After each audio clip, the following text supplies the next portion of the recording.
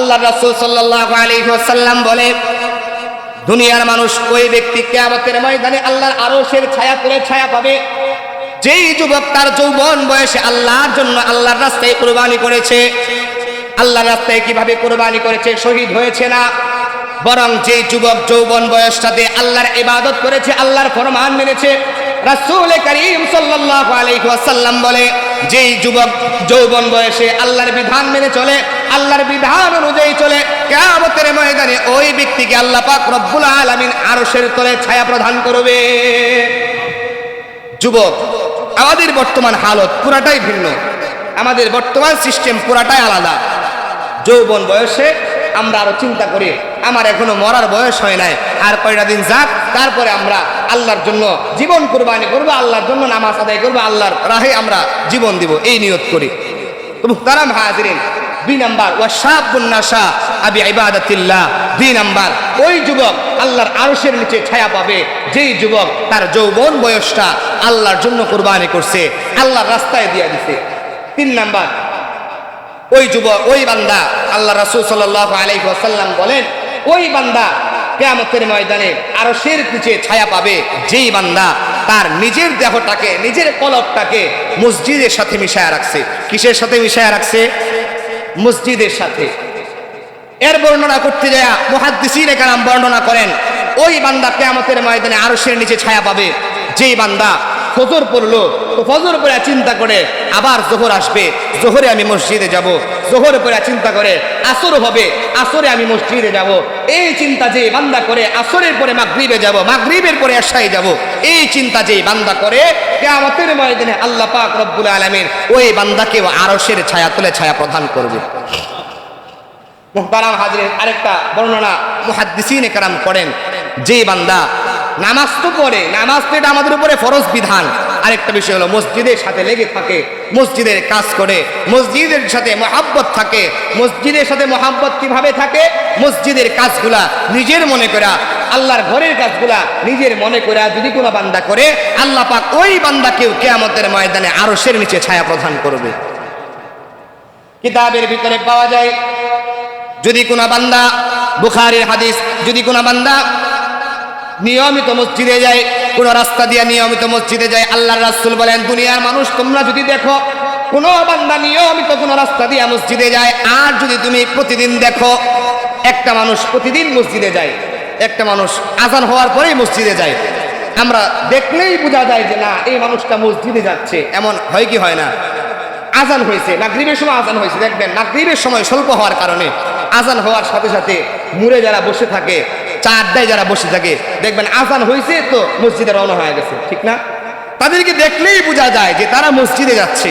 আল্লাহ রাসূল সাল্লাল্লাহু আলাইহি ওয়াসাল্লাম বলেন, যদি কোনো বান্দাকে দেখো এমন যে সে যাচ্ছে, তো তোমার যদি প্রতিদিন সে মসজিদে যায় আর তোমার মনে হয় সে মসজিদে যাচ্ছে, তাহলে তোমরা সাক্ষী হয়ে যাও ওই বান্দাই মুমিন।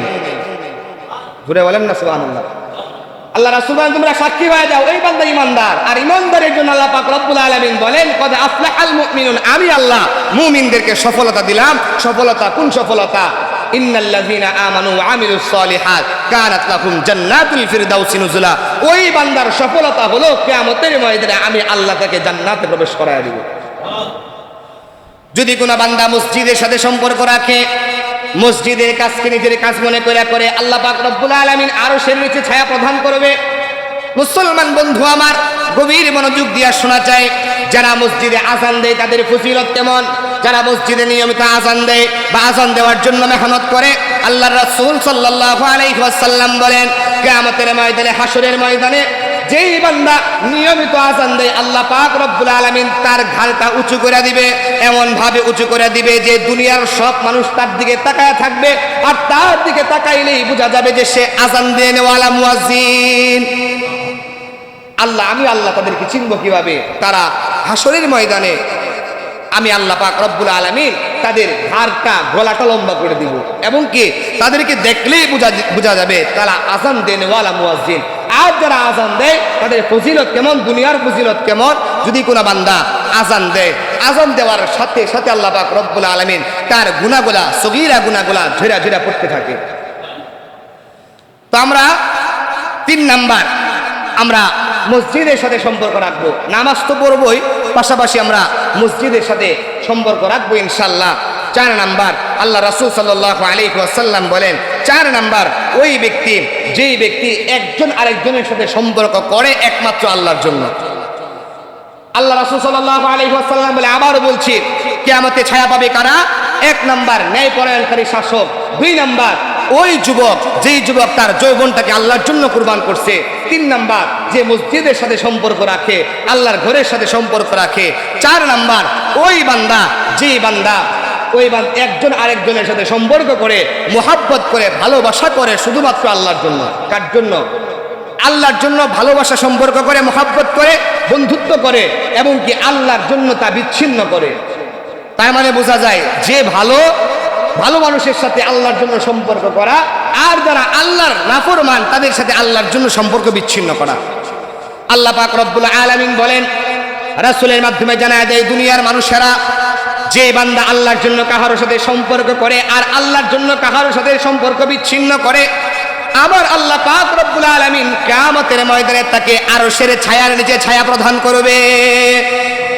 5 নাম্বার, এবার আসেন 5 নাম্বার কথা হলো, আল্লাহ পাক রব্বুল আলামিন বলেন ওই বান্দা যেই বান্দা সম্ভ্রান্ত একজন মহিলার প্রেমের অফার পাইছে, খারাপ কাজের অফার পাইছে, অফার পাওয়ার পরেও সে বলল ইত্তাকিল্লাহ, আমি আল্লাহকে ভয় পাই। এর দ্বারা অনেক বর্ণনা আসছে। এক কথায় আমাদের কাছে খারাপ কোনো অফার আসছে, আসার পরে আমি বললাম ইত্তাকিল্লাহ, আমি আল্লাহকে ভয় পাই। আল্লাহ পাক বলেন যে আমি আল্লাহর ভয়ের জন্য কোনো গুনাহ ছেড়ে দিল, খারাপ কাজ ছেড়ে দিল, আমি আল্লাহ তাকে কিয়ামতের ময়দানে আমি আল্লাহর আরশের ছায়ার নিচে ছায়া প্রদান করব। দেখেন আল্লাহ পাক আমাদের প্রতি কত রহমান। কিতাবের ভিতরে আছে, আল্লাহ রাসূল বলে যখন কোনো বান্দা খারাপ কাজের নিয়ত করে, আমাদের দিলের ভিতর, আমাদের দিল মরা হওয়ার কারণে, নষ্ট হওয়ার কারণে আমাদের দিলের ভিতরে অনেক সময় চিন্তা হয় যে না, আজকে আমি গিয়া এই খারাপ কাজটা করব, আজকে গিয়া এই খারাপ কাজটা আমি করব, এমন চিন্তা আমাদের মনের ভিতরে আসে কি আসে না? রাসূল করিম সাল্লাল্লাহু আলাইহি ওয়াসাল্লাম বলেন, আমার উম্মতেরা রে শোনো, আল্লাহ পাক রব্বুল আলামিন আমার উম্মতের প্রতি এত দয়াবান, যখন আমার কোনো উম্মত খারাপ কাজের নিয়ত করে কিন্তু খারাপ কাজ করে নাই, ফেরেশতারা আল্লাহ তাআলার কাছে বলে, আল্লাহ তোমার বান্দা খারাপ কাজের নিয়ত করেছে।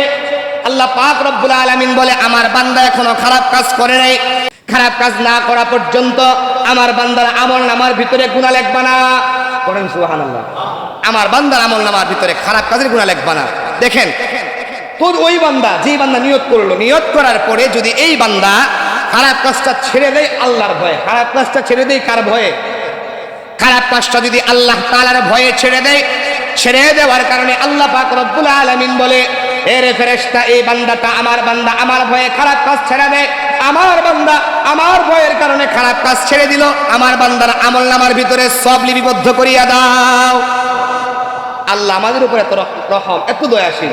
এবার আসেন, আমাদের অনেক সময় নিয়ত হয় যে না, আজকে আমি খারাপ কাজ যত যাই করছি, আজকে গিয়া জোহরের নামাজটা পড়বই, আসরের নামাজটা পড়বই, এমন নিয়ত হয় কি হয় না? হয়। যখন বান্দা নিয়ত করে যে না আমি আজকে জোহর নামাজ পড়বো, আসরের নামাজ পড়বো, নিয়ত করে, তখন আল্লাহ পাক ফেরেশতাকে বলে, ফেরেশতা আমার বান্দা নিয়ত করছে নামাজ পড়বে, তো আমার বান্দার আমলনামার ভিতরে সওয়াব লিপিবদ্ধ করিয়া দাও। আল্লাহ আমাদের উপরে এত রহমশীল। এটা তো নিয়ত করার কারণে, আর যদি নামাজ পড়ে ওই সব তো আলাদা। তো আল্লাহ পাক আমাদের উপরে এত রহমশীল। আল্লাহ পাক বলেন ওই ব্যক্তিকে আমি আরশের ছায়া তলে ছায়া প্রদান করব, যেই ব্যক্তি আমি আল্লাহর ভয়ে গুনাহ ছেড়ে দিল, ইত্তাকিল্লাহ, আমি আল্লাহকে ভয় পাইলো। ভয় পাওয়ার একটা কিসিম, বুখারীর হাদিস, সংক্ষেপেই বলি, বুখারীর হাদিস, আল্লাহ রাসূল সাল্লাল্লাহু আলাইহি ওয়াসাল্লাম বলেন যে এমন একটা ব্যক্তি ছিল, যে ব্যক্তি বড় ধনী মানুষ ছিল, এমন একজন বান্দা যে বড় ধনী মানুষ ছিল, অনেক টাকা পয়সা ছিল। একদিন তার সন্তান, 2 জন সন্তান ছিল, 2 জন সন্তানকে ডেকে বলতেছেন, বাবা বলো দেখি আমি তোমাদের কাছে কেমন পিতা? সন্তান বলতেছে, আব্বাজান আপনি আমাদের কাছে সবচেয়ে ভালো আব্বা, আপনি আমাদের কাছে সবচেয়ে ভালো পিতা। তো বলতেছে, না আমি তোমাদের কাছে ভালো হতে পারি, কিন্তু আমি বড় খারাপ, আমি জীবনেও কোনো আমল করি নাই, জীবনেও আল্লাহরে আল্লাহ বলে ডাকি নাই, আমি বড় অন্যায় করছি, এমন কোনো খারাপ কাজ নাই যে খারাপ কাজ আমি করি নাই। এই কথা বলার পরে তার সন্তানদেরকে বলতেছেন, বাবা আমি যখন মারা যাব, মারা যাওয়ার পরে আমার লাশটাকে আগে আমার মারা যাওয়ার পরে আমার লাশটাকে আগুনে পুড়াইবা, এমন ভাবে পুড়াইবা যেন আমার লাশটা পুড়ে ছাই হয়ে যায়। তারপরে কি করব? বলে ছাই হওয়ার পরে ছাইটা বাতাসের সময় অর্ধেক ছাই বাতাসে উড়ায় দিবা আর অর্ধেক ছাই সমুদ্রে ছেড়ে দিবা। আব্বা কেন? বলতেছে যে এই কারণেই ছেড়ে দিবা যেন কিয়ামতের ময়দানে আল্লাহ পাক আমারে প্রশ্ন না করে। আল্লাহ পাক যে আমি মানুষ মারা যাওয়ার পরে মানুষকে আবার জিন্দা করে, আবার যেন আমাকে জিন্দা না করে আল্লাহ পাক যেন আমাকে প্রশ্ন না করে, এই কারণে আমি আল্লাহকে ভয় পাই। এই কারণে আমাকে পুরায়া অর্ধেক আকাশে উড়ায় দিবা, অর্ধেক পানিতে ভাসায় দিবা। আচ্ছা বলেন তো দেখি, মানুষটাকে যদি আকাশে উড়ায় দেওয়া হয়, পানিতে ভাসায় দেওয়া হয়, এই মানুষটাকে আমার আল্লাহ আবার জিন্দা করতে পারে কি পারে না? বাবা এবারে বলতেছে, সন্তান আমাকে অর্ধেক ছাই আকাশে উড়ায় দিবা, অর্ধেক ছাই পানিতে ভাসায় দিবা। যেই কথা সেই কাজ। আল্লাহর বান্দা মারা যাওয়ার পরে তার সন্তানেরা বাবার লাশটা পুরায়া অর্ধেক ছাই আকাশে উড়ায় দেয়, অর্ধেক ছাই পানিতে ভাসায় দেয়, সমুদ্রে ভাসায় দেয়। আল্লাহর রাসূল বলেন, সাহাবীরা রে, আল্লাহ পাক রব্বুল আলামিনের কাছে এই জিনিসটা এত পরিমাণে ভালো লাগছে। কেন ভালো লাগছে ইয়া রাসূলুল্লাহ? বলে এই বান্দাটা আমি আল্লাহ তাআলাকে ভয় করার কারণে, আমি আল্লাহকে ভয় পাওয়ার কারণে তার সন্তানদেরকে এই আদেশ করেছে যেন তাকে অর্ধেক ছাই আকাশে উড়ায় দেওয়া হয় আর অর্ধেক পানিতে ভাসায় দেওয়া হয়। আমি আল্লাহর সামনে যেন না আসা লাগে, এই ভয়ের কারণে সে এই কাজ করছে। আমি আল্লাহ তাআলাকে ভয় পাইছে, এই কারণে আমি আল্লাহ বান্দার জিন্দেগির গুনাহগুলো মাফ করে দিলাম। এত দয়াবান মুহতারাম হাজিরিন, জি আল্লাহ ওই বান্দার উপরে দয়াবান রহমশীল আল্লাহ। এই যেই বান্দারে মাফ করছে ওই আল্লাহ এখনো আছে না নাই? জুড়ে বলেন, আছে না নাই? ওই বান্দা এখনো, ওই আল্লাহ এখনো আছে। তো যেই আল্লাহ ওই বান্দারে মাফ করছে, ওই আল্লাহ আমাদেরকে মাফ করতে পারে কি পারে না? পারে। আমরা তওবা করব বেশি বেশি, আর ইত্তাকিল্লাহ, আল্লাহ তাআলাকে ভয় পাবো। সারমর্ম যেই পর্যন্ত আলোচনা করছি, এই সারমর্ম আবার আমি আপনাদেরকে বলতেছি। আল্লাহ রাসূল সাল্লাল্লাহু আলাইহি ওয়াসাল্লাম বলেন, আল্লাহ রাসূল সাল্লাল্লাহু আলাইহি ওয়াসাল্লাম বলেন যে কিয়ামতের ময়দানে এমন একটা সময় আসবে যখন আল্লাহর আরশের ছায়া ছাড়া আর কোনো ছায়া থাকবে না। ওই আরশের নিচে আল্লাহ পাক 7 প্রকার ব্যক্তিকে ছায়া প্রদান করবে। 1 নাম্বার ওই শাসক, যেই শাসক ন্যায়পরায়ণ শাসক, ওই বাদশাহ, যেই বাদশাহ ন্যায়পরায়ণ বাদশাহ, যেই বাদশাহ নামাজ আদায় করে, যাকাত দেয়, নিজে ভালো কাজ করে, ভালো কাজের আদেশ করে, খারাপ কাজ নিজেও করে না, কাউকে করতেও দেয় না। ওই বাদশাকে আল্লাহ পাক রব্বুল আলামিন আরশের ছায়ার নিচে ছায়া প্রদান করবে। 2 নাম্বার ওয়াশাবুন নাশা বিইবাদাতিল্লাহ, ওই যুবক বান্দা, যেই যুবক বান্দাটা যৌবন বয়সে আল্লাহর ইবাদত করে। 3 নাম্বার ওই বান্দা, যেই বান্দা আল্লাহর ঘরের সাথে সম্পর্ক রাখে, মসজিদের সাথে সম্পর্ক রাখে। 4 নাম্বার ওই বান্দা, যেই বান্দা কোনো খারাপ কাজের অফার পাইলো, অফার পাওয়ার পরেও বলে ইত্তাকিল্লাহ, আমি আল্লাহ তাআলাকে ভয় পাই। ওই বান্দাকে আল্লাহ পাক রব্বুল আলামিন কিয়ামতের ময়দানে আল্লাহর আরশের নিচে ছায়া প্রদান করবে। সুবহানাল্লাহ।